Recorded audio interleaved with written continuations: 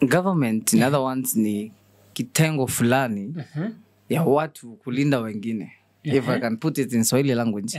But the government brings about the constitution.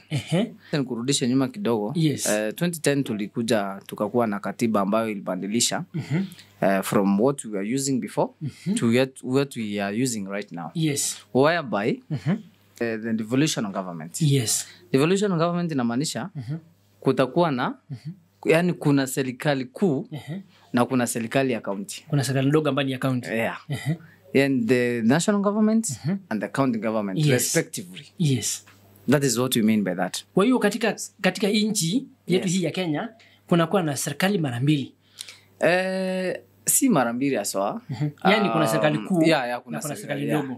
Serikali ndogo ni serikali ya county. Serikali ndogo ni ya county. Ambayo inaongozwa na nani? Serikali county is led by the president who is the governor.